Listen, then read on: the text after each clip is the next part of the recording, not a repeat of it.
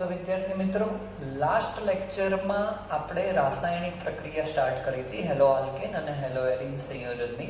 એની અંદર આપણે વિલોપન પ્રક્રિયા અને બીજી પ્રક્રિયા જોઈ હતી ધાતુ સાથેની પ્રક્રિયા. હવે આપણે જોવા જઈ રહ્યા છે કેન્દ્ર અનુરાગી વિસ્થાપન પ્રક્રિયા. કેન્દ્ર અનુરાગી આયન વિસ્થાપન પ્રક્રિયા સમજતા પહેલા તમારે એ સમજવું પડશે કે કેન્દ્ર અનુરાગી આયન એટલે શું. તો વ્યાખ્યા એકદમ સિમ્પલ છે. આપણે 11મા ધોરણમાં પણ જોઈ ગયા છીએ કે ઋણ વીજભારિત આયનને આપણે કેન્દ્ર અનુરાગી આયન કહી શકીએ. હવે કેન્દ્ર અનુરાગી નામ પણ કેમ આપવામાં આવ્યું છે, બરાબર? અનુરાગી એનો મતલબ થાય આકર્ષણ બળ, અને કેન્દ્ર એટલે કે આપણે એવું કહી શકીએ કે પરમાણુનું કેન્દ્ર એ કયો વીજભારિત હોય? ધન વીજભારિત હોય. તો ધન વીજભારને કોણ આકર્ષે? ઋણ વીજભાર આકર્ષે. તો એના ઉપરથી આપણે એવું કહી શકીએ કેન્દ્ર અનુરાગી આયન એટલે કે તે ઋણ વીજભારિત આયન. વિસ્થાપન પ્રક્રિયા શું છે એ પણ આપણે જોઈ ગયા છીએ. તો કેન્દ્ર અનુરાગી વિસ્થાપન પ્રક્રિયા એટલે એવું થશે કે ઋણ વીજભારિત આયન દ્વારા, ઋણ વીજભારિત આયન એટલે કે કેન્દ્ર અનુરાગી આયન, એના દ્વારા બીજા સંયોજનમાં રહેલા ઋણ વીજભારિત આયનનું વિસ્થાપન કરવું. તે પ્રક્રિયાને આપણે કેન્દ્ર અનુરાગી વિસ્થાપન પ્રક્રિયા કહીશું. ફોર એક્ઝામ્પલ અહીંયા લઈએ છીએ આપણે Nu-, આ જે માઇનસ બતાવેલું છે Nu એટલે કે ન્યુક્લિયોફાઇલ, એ કેન્દ્ર અનુરાગીનું અંગ્રેજી વર્ડ છે. Nu-, જેને આપણે કેન્દ્ર અનુરાગી આયન કહીશું. આપણે અહીંયા વાત કરી રહ્યા છે હેલો આલ્કેનની. તમે આલ્કોહોલ લો છો તો પણ આ જ વ્યાખ્યા આવશે. તમે એમાઇન લો છો, નાઇટ્રો લો છો તો પણ આ જ પ્રકારની વ્યાખ્યા આવશે અને આ જ મિકેનિઝમ આવશે, બરાબર? તો અહીંયા હેલો આલ્કેન આપણે લીધો છે. હવે હેલો આલ્કેનની અંદર ઋણ વીજભારિત કોણ હશે? તો હેલોજન હશે, કારણ કે તેની વિદ્યુત ઋણતા વધારે હોવાથી ઇલેક્ટ્રોન પોતાની તરફ આકર્ષીને રાખે. તો એ ઋણ વીજભારિત આયન થયો. અહીંયા આંશિક ઋણ વીજભાર હશે કોના ઉપર? હેલોજન ઉપર. તો ન્યુક્લિયોફાઇલ એટલે કે કેન્દ્ર અનુરાગી આયન દ્વારા હેલોજનનું વિસ્થાપન થયું. તો ન્યુક્લિયોફાઇલ કાર્બન જોડે જોડાઈ ગયો અને X- તરીકે તે છૂટો થયો. આ થઈ ગઈ તમારી એક પ્રકારની કેન્દ્ર અનુરાગી વિસ્થાપન પ્રક્રિયા. એનો મતલબ શું થયો કે ઋણ વીજભારિત આયન એ બીજા સંયોજનમાં રહેલા ઋણ વીજભારિત આયન અથવા તો જેના ઉપર આંશિક ઋણ વીજભાર હોય તેને વિસ્થાપિત કરે છે, બરાબર? તો આ જે પ્રક્રિયા જોઈએ આપણે એ બે ક્રિયાવિધિ દ્વારા આપણે સમજાવી શકીએ છીએ. તેમાંની એક ક્રિયાવિધિ છે એક આણ્વીય કેન્દ્ર અનુરાગી વિસ્થાપન પ્રક્રિયા, એક આણ્વીય, અને બીજી છે દ્વિઆણ્વીય કેન્દ્ર અનુરાગી વિસ્થાપન પ્રક્રિયા. એક આણ્વીય એટલે કે ઇંગ્લિશમાં એને SN1 પ્રક્રિયા કહેવામાં આવે છે. S નો મતલબ થાય છે સબસ્ટિટ્યુશન અને N નો મતલબ થાય છે ન્યુક્લિયોફાઇલ. સબસ્ટિટ્યુશન એનું ગુજરાતી થશે વિસ્થાપન. એટલે ઇંગ્લિશ શબ્દ ઉપરથી જ એને નામ આપવામાં આવ્યું છે એક આણ્વીય, કે તે પ્રથમ ક્રમની પ્રક્રિયા છે. એના માટેનો એને 1 સિમ્બોલ આપવામાં આવ્યો છે. એ જ રીતે દ્વિઆણ્વીય એ દ્વિતીય ક્રમની પ્રક્રિયા થાય છે. એના માટે એને સિમ્બોલ 2 આપવામાં આવ્યો છે. કેન્દ્ર અનુરાગી એટલે કે ન્યુક્લિયોફાઇલ, વિસ્થાપન એટલે કે સબસ્ટિટ્યુશન. ઓકે, તો બે પ્રકારની પ્રક્રિયા થઈ. એમાં આપણે જોવા જઈ રહ્યા છે અત્યારે એક આણ્વીય કેન્દ્ર અનુરાગી વિસ્થાપન પ્રક્રિયા. એનું ઇંગ્લિશ પણ મેં નીચે લખ્યું છે યુનિમોલેક્યુલર. એક એટલે યુનિ, આણ્વીય એટલે મોલેક્યુલર, કેન્દ્ર અનુરાગી એટલે કે ન્યુક્લિયોફિલિક, વિસ્થાપન એટલે કે સબસ્ટિટ્યુશન પ્રક્રિયા, reaction. Unimolecular nucleophilic substitution reaction. અને અહીંયા મેં લાસ્ટમાં લખ્યું છે SN1, એને શોર્ટ ફોર્મ એનું કહી શક્યા આપણે SN1. તો કમ્પ્લીટ થિયરી હું તમને નહીં લખાઈ શકું અત્યારે. અહીંયા તમારે બુકમાંથી એ જોવી પડશે. હું તમને કમ્પ્લીટ સમજાવું છું. બધી જ વસ્તુ મેં નથી લખી, જે નથી લખી એ પણ હું બોલી જઈશ. તમારે બુકમાંથી પણ એને રિફર કરી લેવાનું આની સાથે રાખીને, બરાબર? તો સૌ પ્રથમ આપણે શું લીધું છે? 2-bromo 2-methyl propane, બરાબર? આ એક સંયોજન લીધું છે. હવે તમને આના ઉપરથી ખબર પડવી જોઈએ કે બ્રોમિન છે એ કેવો છે? હેલોજન તત્વ છે. એના ઉપર આંશિક ઋણ વીજભાર હશે, કાર્બન ઉપર આપણે કહી શકીએ આંશિક ધન વીજભાર હશે. બીજી એક વસ્તુ કહી શકીએ કે અહીંયા જોડાયેલો જે બ્રોમિન છે કાર્બન સાથે, તો આ તૃતીયક હેલોઆલ્કેન છે, તૃતીયક અલ્કાઇલ હેલાઇડ છે, કારણ કે એની સાથે બીજા 3 કાર્બન જોડાયેલા છે. OH માઇનસ એટલે કે અહીંયા કોઈ પણ આપણે બેઝ લીધેલો હશે, બરાબર. એકચ્યુઅલી તમે KOH પણ લઈ શકો, એને OH પણ લઈ શકો છો, બરાબર. બેઝ લીધેલો છે OH માઇનસ, બરાબર. તો OH માઇનસ એ ઋણ વીજભારિત આયન છે, જે આપણો ન્યુક્લિયોફાઇલ છે, અને તમને પ્રક્રિયામાં શું થાય છે, Br નો વિસ્થાપન થાય છે Br માઇનસ તરીકે, અને OH એ કાર્બન સાથે જોડાય છે. તો એવું કહી શકીએ કે 2 બ્રોમો 2 મિથાઇલ પ્રોપેનની OH માઇનસ સાથેની પ્રક્રિયા એ એક આણ્વીય કેન્દ્ર અનુરાગી વિસ્થાપન પ્રક્રિયા છે. આપણે એની ક્રિયાવિધિ જોઈએ કે પ્રક્રિયા કઈ રીતે થાય છે. તો પ્રક્રિયા છે એ 2 ભાગમાં થાય છે. 2 ભાગમાં થાય છે. 2 સ્ટેપ એના છે. પહેલું સ્ટેપ છે કાર્બોકેટાયનનું નિર્માણ થવું. હવે કાર્બોકેટાયન એ 11મા ધોરણનો આપણો સિલેબસમાં ટોપિક હતો કે ધન વીજભારિત કાર્બન હોય, સંયોજનની અંદર જો ધન વીજભારિત કાર્બન હોય, એટલે કે કાર્બન ઉપર જો ધન વીજભાર હોય તો તેને કાર્બોકેટાયન કહેવામાં આવે. હવે આપણું જે સંયોજન છે 2 બ્રોમો 2 મિથાઇલ પ્રોપેન, હવે જો અહીંયા જોવા જઈએ તો બ્રોમિન તરફ ઇલેક્ટ્રોન આકર્ષાયેલા હશે. કેમ? કારણ કે એના ઉપર આંશિક ઋણ વીજભાર હશે, તેની વિદ્યુત ઋણતા વધારે છે. કાર્બન ઉપર આંશિક ધન વીજભાર હશે. હવે જ્યારે તેને ધ્રુવીય પ્રોટોન દાતા દ્રાવકો, પ્રોટોન દાતા, પ્રોટોનનો મતલબ શું થાય?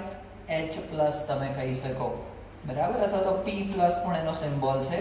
અને જો હાઇડ્રોજનમાંથી એક ઇલેક્ટ્રોન નીકાળી દઈએ આપણે તો H+ થઈ જાય, તો એને પ્રોટોન કહેવાય. તો પ્રોટોન દાતા દ્રાવકો એટલે કે એની અંદર આવી જાય પાણી, પાણીનું આયનીકરણ કરીએ તો H+ OH- બને, તે પ્રોટોન દાતા દ્રાવક છે. એ જ રીતે આલ્કોહોલ, એસિટિક એસિડ પણ પ્રોટોન એટલે કે H+ નું સરળતાથી દાન કરી શકે તેવા દ્રાવકો છે. હવે જો તેની હાજરીમાં એટલે કે તેને પાણીની અંદર દ્રાવ્ય કરવામાં આવે, આલ્કોહોલમાં, એસિટિક એસિડમાં જો દ્રાવ્ય કરવામાં આવે તો શું થાય છે? આ જે પ્રોટોન દાતા દ્રાવકોના દ્રાવીકરણ એન્થાલ્પીના કારણે કાર્બન બ્રોમિનનો જે બંધ છે એ બ્રેક થઈ જાય છે. બ્રેક થઈ જાય છે અને તે બ્રોમિન ઇલેક્ટ્રોન પોતાની તરફ લઈ લેશે, એટલે Br માઇનસ મળશે, અને કાર્બન ઉપર શું થશે? ધન વીજભારિત આવશે, જેને શું કહીશું આપણે? કાર્બોકેટાયન કહીશું. આ કાર્બોકેટાયન કેવો છે? તૃતીયક છે, કારણ કે તેની સાથે બીજા 3 કાર્બન જોડાયેલા છે. તો આપણો પહેલો સ્ટેપ અહીંયા પૂરો થયો કે કાર્બોકેટાયનનું નિર્માણ થવું, બરાબર. બીજો સ્ટેપ આપણે જોઈએ કે ન્યુક્લિયોફાઇલ એટલે કે ઋણ વીજભારિત આયન અને કાર્બોકેટાયન વચ્ચેનું જોડાણ બંને એકબીજા સાથે અટેચ થશે. હવે ન્યુક્લિયોફાઇલ શું કરે છે? એકચ્યુઅલી કાર્બોકેટાયન ઉપર અટેક કરશે.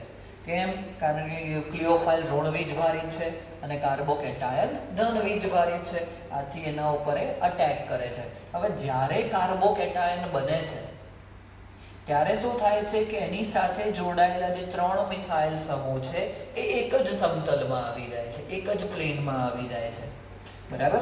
તો હવે OH- આપણો જે ઋણ વીજભારિત આયન છે, અહીંયા એક વસ્તુ મારે કહેવાની રહી ગઈ કે જે આ સ્ટેપ 1 છે, જે કાર્બોકેટાયનનું નિર્માણ થવું, એ પ્રક્રિયા ખૂબ જ ધીમી છે, ખૂબ જ સ્લો પ્રોસેસ છે અને પ્રતિવર્તી છે. એટલે તમે જોઈ શકો છો કે અહીંયા મેં બંને બાજુ એરો બતાવ્યા છે.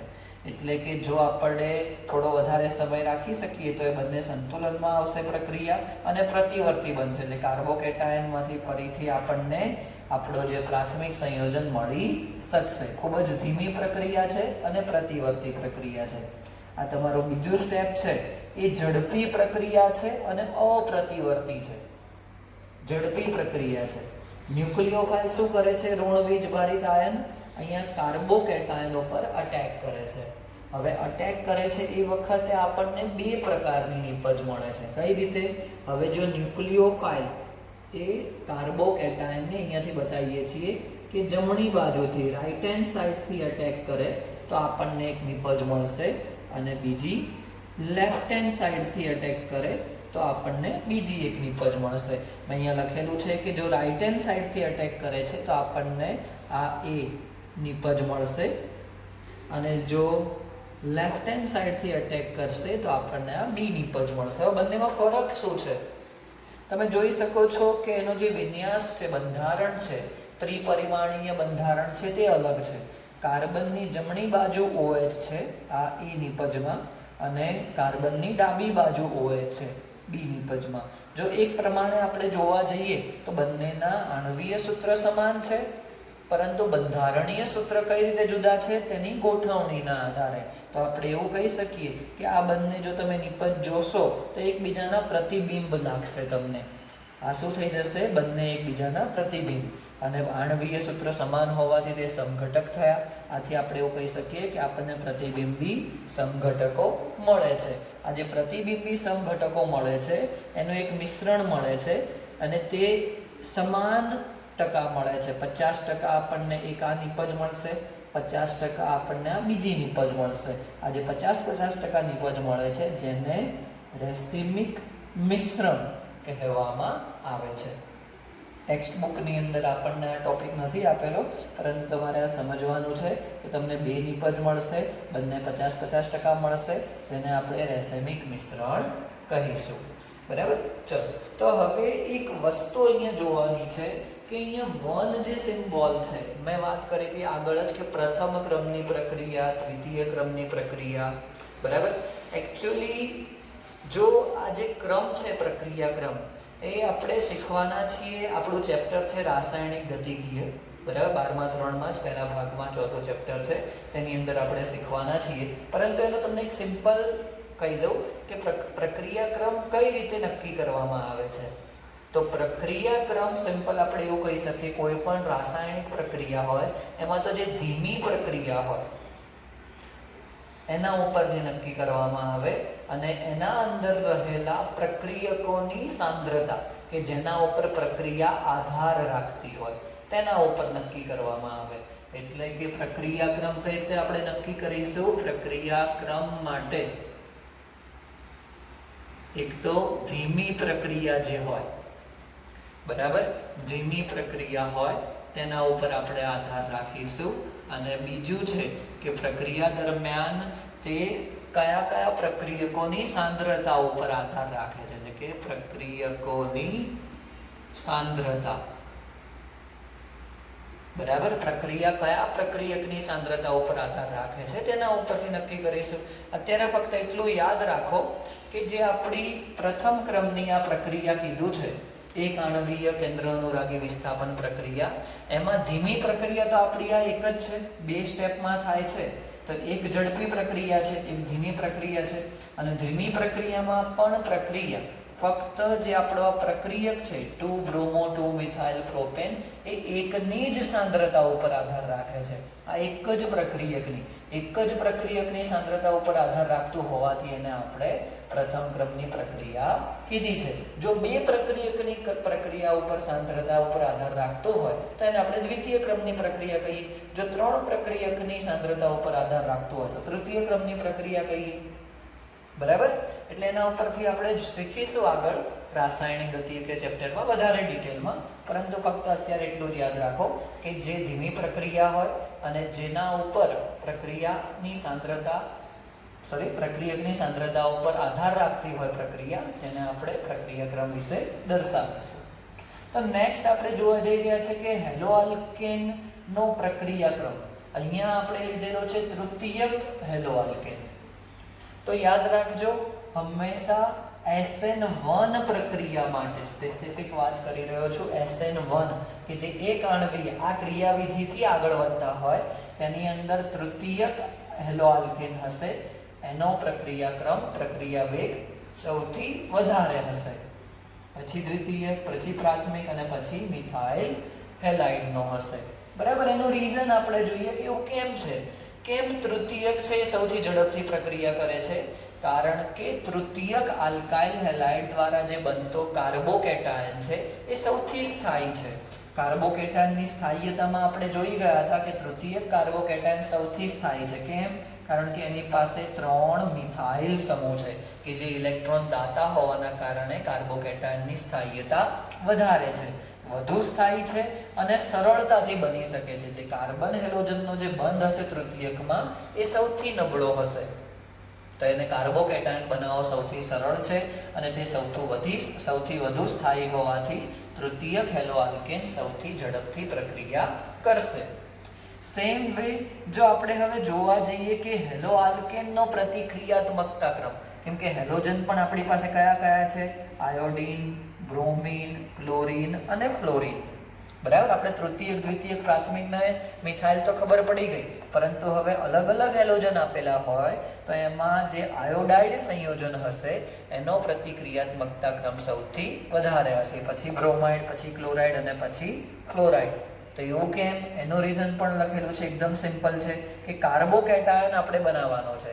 કાર્બોકેટાયન એટલે કે કાર્બન અને હેલોજનનો બંધ તોડીને કાર્બન ઉપર ધન વીજભાર લાવવાનો છે. તો બંધની એન્થાલ્પી ઉપર અસર કરશે. તે બંધની એન્થાલ્પી કાર્બન અને આયોડીન જે બંધ હશે, કાર્બન આયોડીન બંધ, એ બંધ એન્થાલ્પી એની સૌથી ઓછી હશે.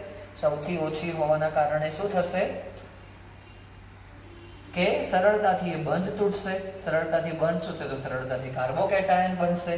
તો આપણે આના ઉપરથી એવું નક્કી કરી શકીએ કે બંધની પ્રતિક્રિયા, હેલો આલ્કેનની પ્રતિક્રિયાત્મકતાનો ક્રમ શું હશે? આયોડાઇડ સૌથી ઝડપથી પ્રક્રિયા કરશે, પછી બ્રોમાઇડ, પછી ક્લોરાઇડ અને છેલ્લે ફ્લોરાઇડ સંયોજનો.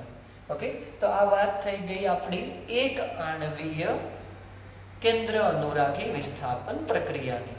નેક્સ્ટ લેક્ચરમાં આપણે જોઈશું દ્વિઆણ્વીય કેન્દ્ર અનુરાગી વિસ્થાપન પ્રક્રિયા અને એના ઉપરના થોડા આપણે MCQ ડિસ્કસ કરીશું.